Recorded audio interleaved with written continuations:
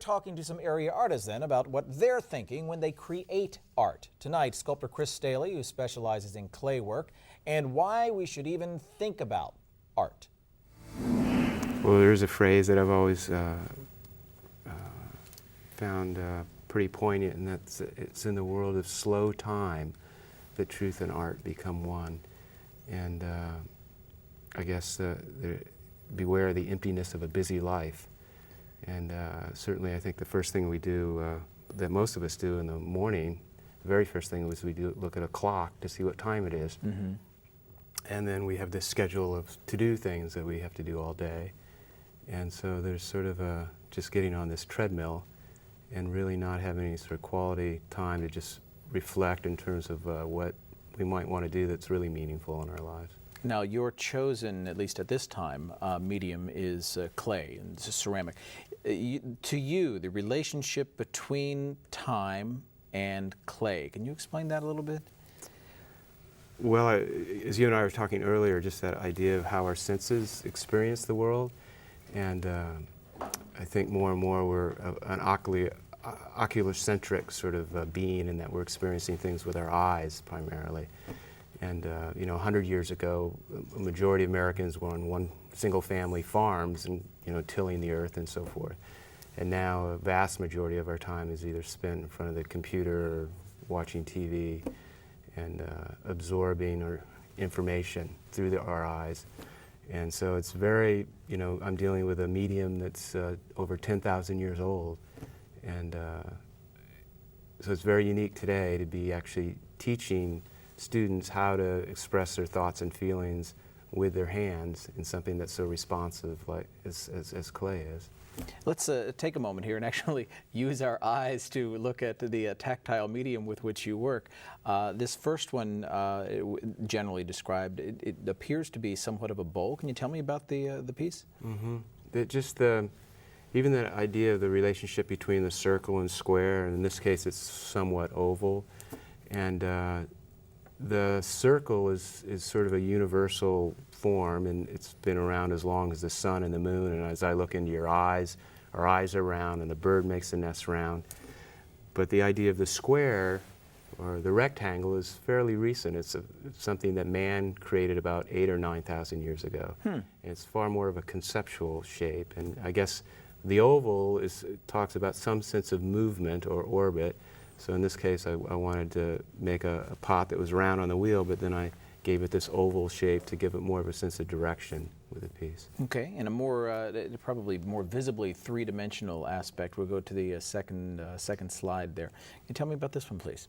Yeah, I'm curious in terms of, like, when we set the table at dinner time, and that's a whole nother topic in terms of dinner, and how we've become sort of a multitasking fast food culture, and they say one of the most meaningful things for children growing up is to gather around the dinner table and have this sense of connection, and the idea of this family ritual that has some meaning to it. So I'm dealing in that case with sort of this still life of this bowl, and I have a smaller dish that I actually have a rock on that I found at a beach that had some meaning to me, and I put the rock on the edge of the bowl right after I made it, and altered the bowl. So this idea of sort of action or reaction, or actually touching something and have it respond. And when we're actually touching something, in essence, when we're very aware of something, our mind is in our fingertips, this idea of thinking hands.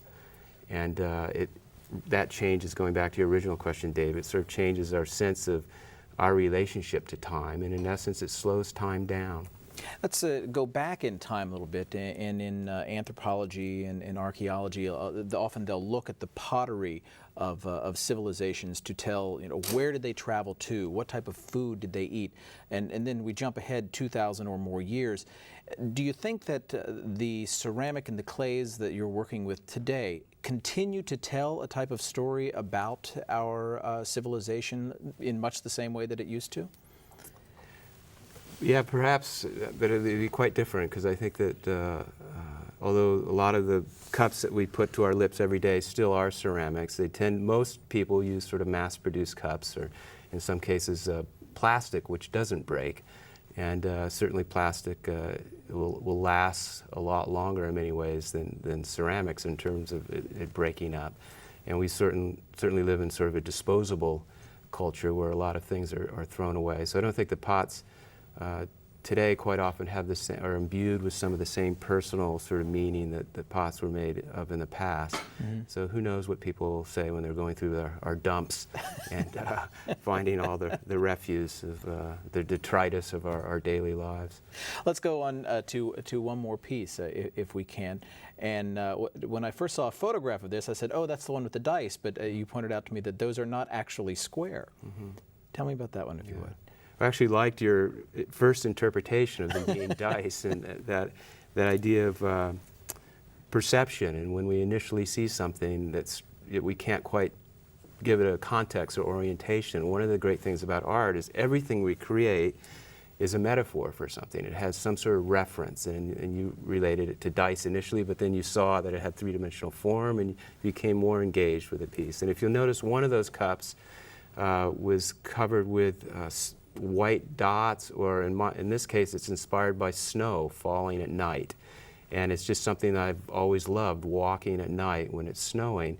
And I asked myself, why have I liked this experience? And I realized as the snow is falling out of the sky and hitting the ground, there's no sound. And normally when we drop something, there's a sound. So it's almost surreal. And to try and capture something that I love so much in a cup seems to really, truly enrich just the experience of drinking a cup and referencing something. And working with students, one of the most exhilarating aspects is to have them sort of follow their own bliss or pay attention to what really gives meaning to them, what they basically love in life, and how they can put that into something they create.